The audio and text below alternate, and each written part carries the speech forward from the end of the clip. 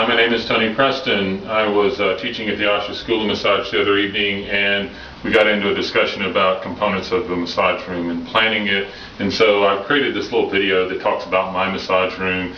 Not that your massage room should be like this, but it'll at least give you some discussion about the different parts of it. I primarily treat people with sensitivities disorders, obsessive compulsive, sensory integration issues, special needs children, and adults in pain. So I wanted a smaller, cozier feeling massage room in a quiet location in a section of town where people tend to buy massage more. This is on the back of a small office building. It has a large window which offers a lot of natural light. All of the other light in the room is indirect, so it feels more comfortable. The room itself is painted a dark green color. That dark green color is relaxing, but also makes it difficult to focus on the rest of the massage room. The room has a small radiator heater that primarily heats it on a thermostat that keeps the room a constant temperature, so it feels comfortable. It has a small space heater and a central air conditioner in case I need to change the temperature up and down quickly.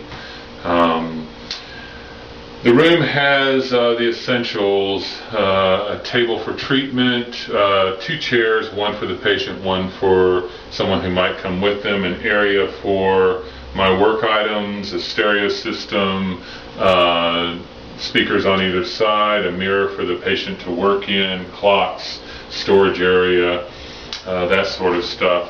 The massage table itself is about 4 inches wider than most massage tables and about 6 inches longer, so that it feels a little larger to work on, which works for my particular body.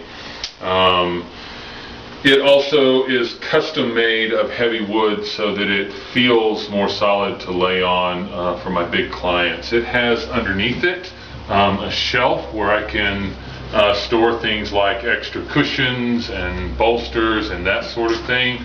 It also has a doorbell on a string that I will lay out here for clients when they're getting ready, so they don't feel rushed. They know that they can just buzz me when they're on the table.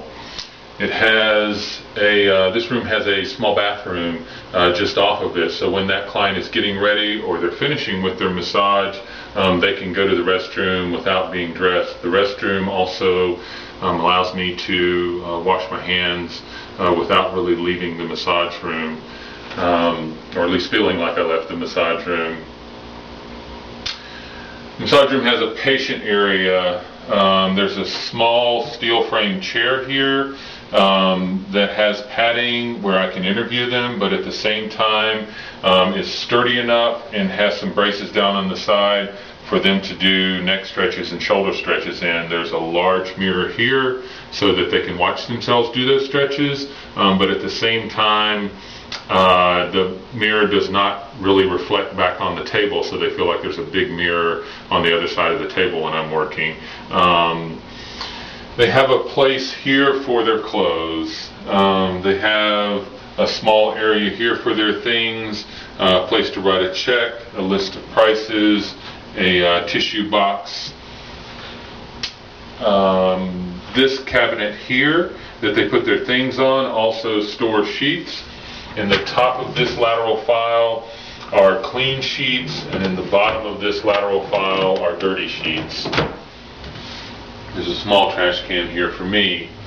There is a clock here and a clock on the other side of the room. These are the SkyScan clocks that set themselves by the radio signal, so their second hands are exactly the same. That does 2 nice things for me. One is when I do a time technique like strain, counter strain, I don't have to remember which clock I looked at if the second hands are in different places.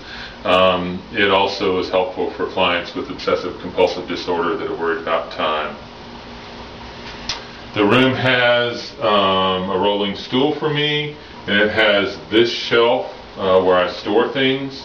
My idea in the room is that I want everything in the room to count, that I don't want a lot of maintenance. I'm not good with maintenance and keeping track of a lot of things, and so everything in this room is set up on a timer, and if I forget about it, it cuts off by itself. And there's a hot stone machine here, and that hot stone machine cuts on for about 2 hours every morning before I get to work, so that it's warm when I get here, but isn't on all day if I'm not here. This shelf here has a top shelf that has toys for children, so they can see them, they know that they'll get them if they're good on the table, and offers them distraction. It has a shelf here that has some drinks for me and a few items that I talk to them about picking up, supplements and that sort of thing. It has a shelf here that has treats for children, some little water bottles for clients. I have a bookshelf here of just the books that I use regularly, the best of massage books that show anatomy, home care, exercises, pain patterns, that sort of stuff. There's a little bit of storage down here at the bottom. That about covers it for this section of the room. Let's go ahead and move the camera so that you can see the rest of the massage room. If we're looking at the rest of the massage room, here's my work area. This is a credenza that has a bunch of storage space down on the bottom and plenty of surface space for me to work. This area here has the things that I need in therapy that I don't want to go into a drawer for.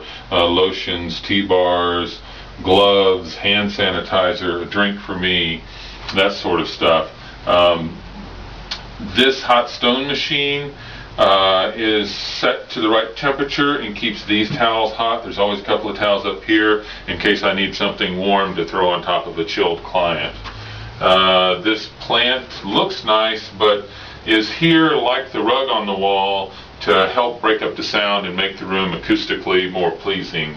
I do sound therapy, and so I have a high-end headphone amplifier and high-end headphones here, as well as high-quality 2-channel stereo system and high-end speakers, so that it's the most pleasant sound environment for clients as well.